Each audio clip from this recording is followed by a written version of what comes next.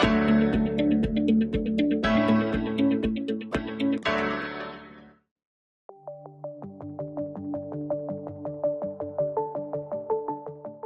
Everyone, last video में हमने देखा कि किस तरीके से हमने एक न्यू शीट को क्रिएट किया, उसमें डेटा को एंटर किया और किस तरीके से उसको वेल ऑर्गेनाइज करने के लिए हमने उस डेटा को फॉर्मेट किया। इसके अलावा और भी बहुत सारे फीचर्स हैं गूगल शीट में यूज करने के लिए। कुछ सिचुएशन के बेस पे आपसे डिस्कस करता हूं। कई बार आपके सामने सिचुएशन आई होगी, बहुत सारा डेटा आपके पास है, उस पर आपको कैलकुलेशंस करनी है। क्या करते हैं आप? भागते कैलकुलेटर उठाते हैं। या फिर मान लीजिए आपसे किसी ने पूछा कि इस पर्टिकुलर कंडीशन के बेस पे मुझे केवल इतना ही डेटा दे दीजिए इसमें से निकाल कर, तो फिर से आप क्या करते हैं? सारे डेटा को खंगालने लग जाते हैं। या आपको इस पर्टिकुलर डेटा को एनालाइज करना हो ग्राफिकली, तो बड़ा मुश्किल हो जाता है। लेकिन नहीं, गूगल शीट्स हमारी हेल्प करती है इन सभी फीचर्स में। तो आइए काम करते हैं, एक एक करके इन सारे फीचर्स को आज हम इस वीडियो में एक्सप्लोर करते हैं। तो आइए स्टार्ट करते हैं कैलकुलेशन पार्ट से। ये जो शीट आप आपके सामने देख रहे हैं, ये हमने लास्ट वीडियो में क्रिएट की थी। अब हम एक काम करते हैं, सारी कैलकुलेशंस, सारा डेटा एनालिसिस, सॉर्टिंग या फिल्टरिंग इसी डेटा के बेस पे करेंगे।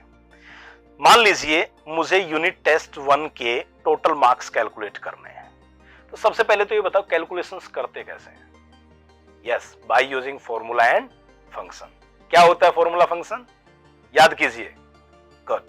फॉर्मूला एक सेट ऑफ इंस्ट्रक्शन है जो हमारे किसी पर्टिकुलर सेल या किसी सेल रेंज पे कैलकुलेशन करने के लिए यूज होता है।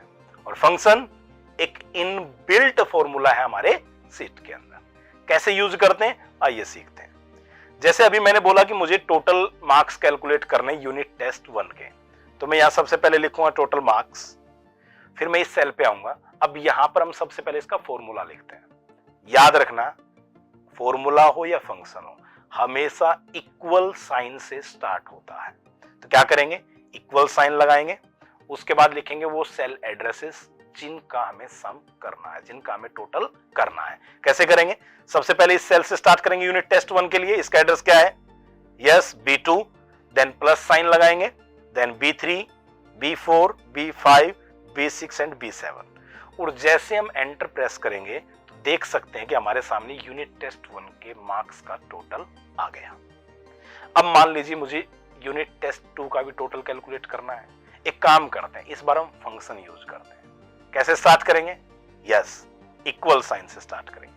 फंक्शन होता है सम के लिए SUM लिखेंगे, ब्रैकेट स्टार्ट करेंगे। यहां हम फंक्शन में यूज करते हैं सेल रेंज। किस तरीके से? जैसे यहां पे मुझे शुरुआत करनी है यूनिट टेस्ट 2 के सेल एड्रेस C2 से, तो सबसे पहले मैं लिखूंगा C2 और लास्ट क्या है हमारा यूनिट टेस्ट 2 के मार्क्स का? That is C7। तो लिखूंगा C2:C7 ब्रैकेट क्लोज। जैसे एंटर प्रेस किया आप देख सकते हैं यूनिट टेस्ट 2 के भी मार्क्स मेरे पास टोटल आ गए।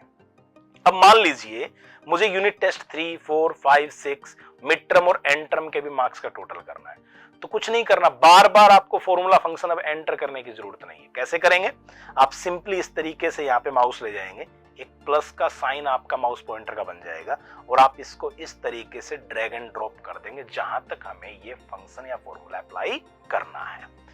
आगे अगर मैं बात करूं तो मान लीजिए मुझे एवरेज भी कैलकुलेट करना है, तो मैं क्या कर सकता हूं? मैं एवरेज लिखूंगा और इस बार हम फंक्शन यूज करेंगे डायरेक्टली। कैसे स्टार्ट करेंगे?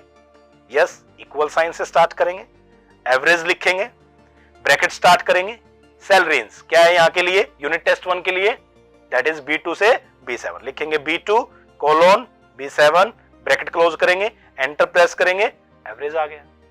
बाकी के लिए कैसे करेंगे? यस, डायरेक्टली यहां से ड्रैग एंड ड्रॉप कर देंगे। बिल्कुल सही।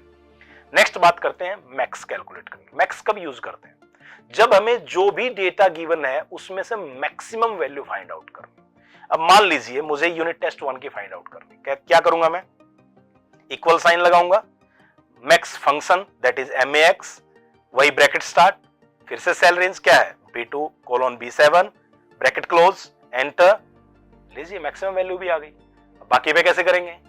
बिल्कुल सही, वही ड्रैग एंड ड्रॉप कर देंगे।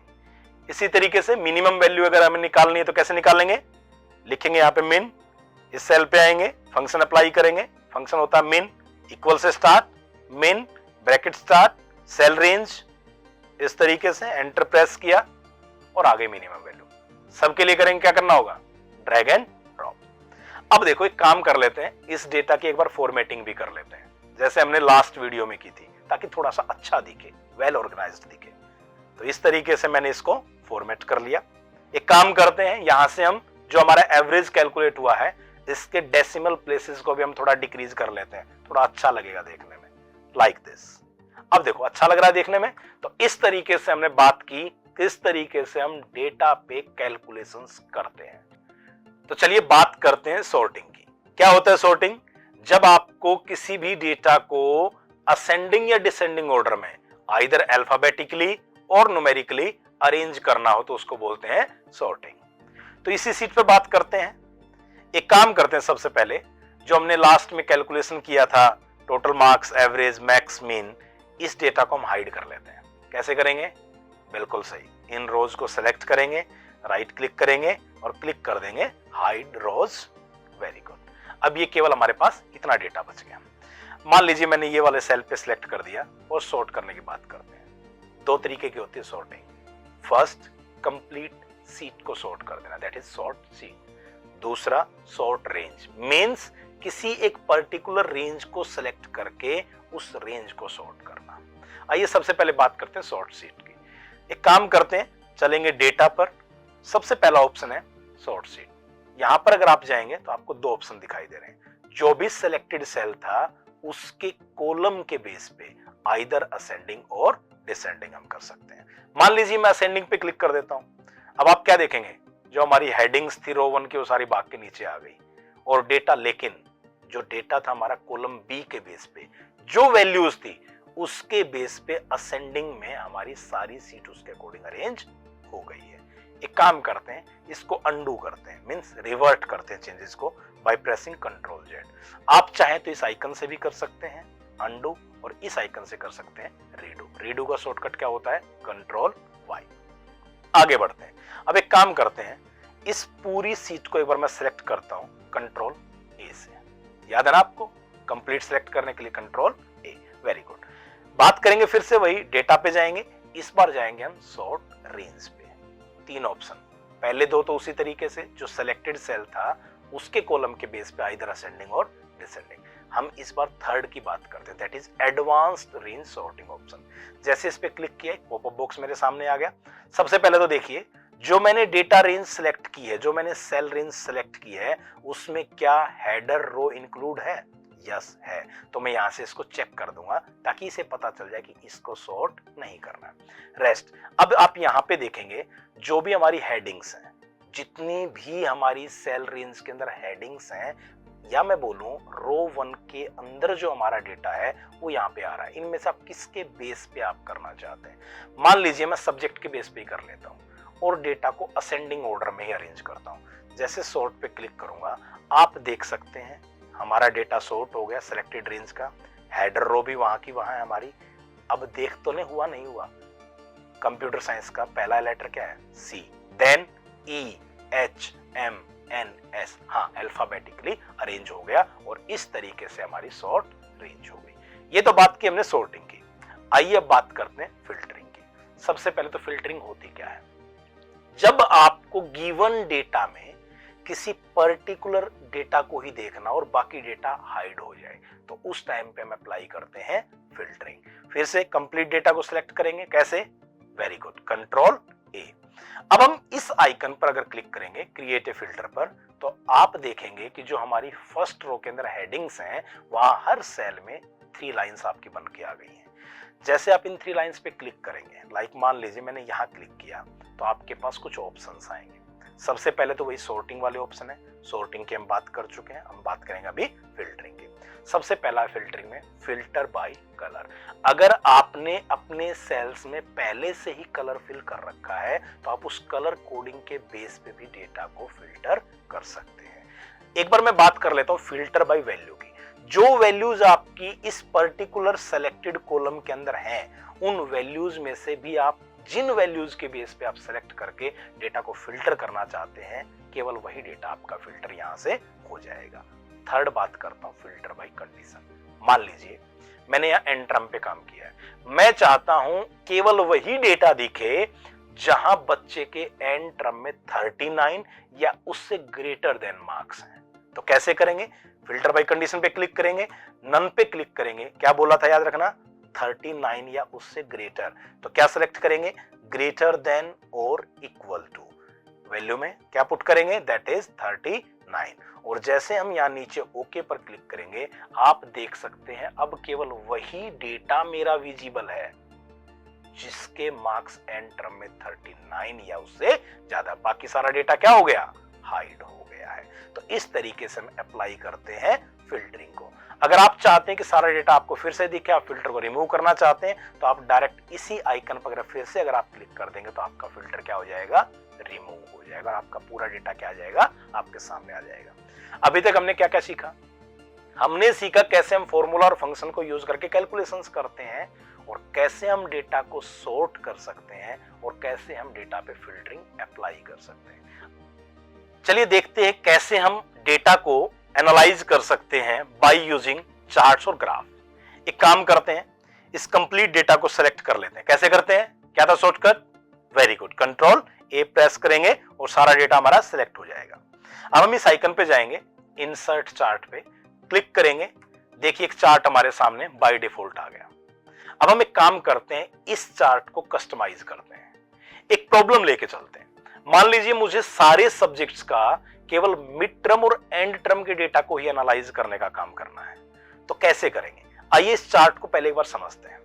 आप देख पा रहे हैं यहाँ पे नीचे लिखा हुआ unit test 1, unit test 2 etcetera etcetera सारे आपके आ गए। इसे बोलते हैं एक्स एक्सिस। जहां आप देख रहे हैं 0, 10, 20 ये मार्क्स हैं आपके, ये बोलते हैं वाई एक्सिस। और जो आप कलर कोडिंग के जरिए कुछ ग्राफ के अंदर आप देख रहे हैं कॉलम्स, या आप राइट साइड में आप देख रहे हैं यहाँ पे कुछ लिखा हुआ आ रहा है, इसे बोलते हैं सीरीज। क्या बोलते हैं इसको? सीरीज। एक काम करते हैं, मैं चाहता हूं कि ये जो सब्जेक्ट्स है ना ये मेरे एक्स एक्सिस पे आ जाए।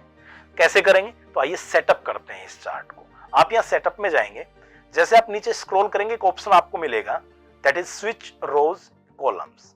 जैसे आप इसको अनचेक कर देंगे, अब आप देखिए क्या हो गया, जो आपके सब्जेक्ट्स थे आपके एक्स एक्सिस पे आ गए, और जो आपके टेस्ट थे जितने भी यूनिट टेस्ट, मिड टर्म या एंड टर्म, वो आपके सीरीज में चले गए। क्या थी प्रॉब्लम? डेटा एनालाइज कौन सा करना था? मिड टर्म और एंड टर्म का। किनका? सारे सब्जेक्ट्स का। सब्जेक्ट सेट हो गए। अब मुझे रिमूव करना है यूनिट टेस्ट को। कैसे करूंगा?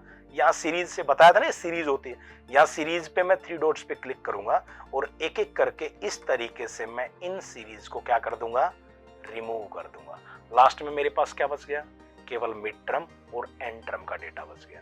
अब देखिए यहां देखता हूं, मैं चार्ट के टाइटल की बात करता हूं। क्या लिखा आ रहा है? सब्जेक्ट के नाम लिख के आ रहे हैं। आइए उसको एडिट करते हैं। जैसे इस पे क्लिक करूंगा, कस्टमाइज का ऑप्शन मेरे पास राइट में खुल गया। यहां पे आप देख पा रहे टाइटल टेक्स्ट। जैसे मैं इस टाइटल टेक्स्ट को एंटर करूंगा, मान लीजिए मैं लिख देता हूं टर्म एनालिसिस। जैसे मैंने टर्म एनालिसिस लिखा तो आप देख सकते हैं कि ये मेरा टाइटल मेरे पास सेट हो गया।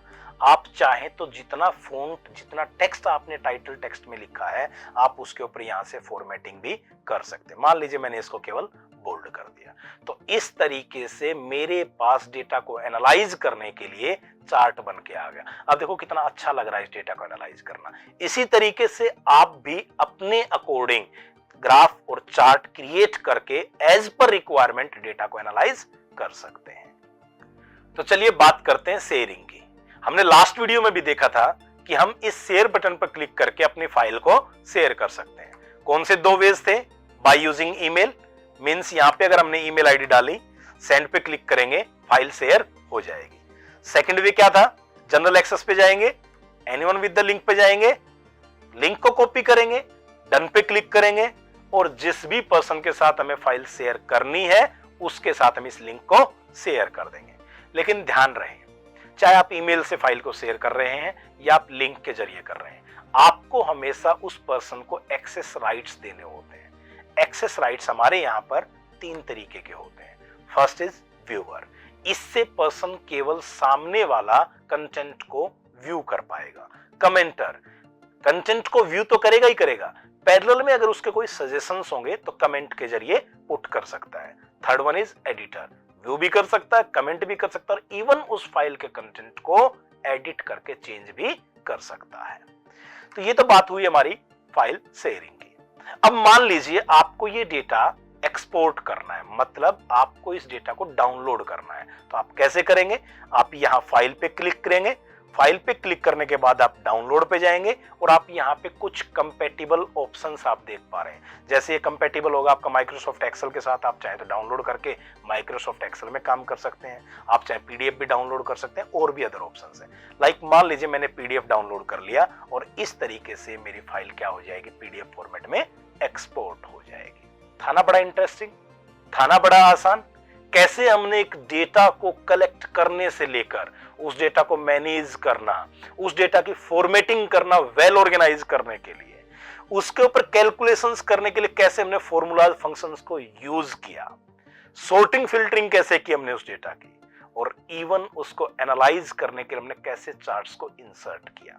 कितना आसान हो गया हम लोगों के लिए।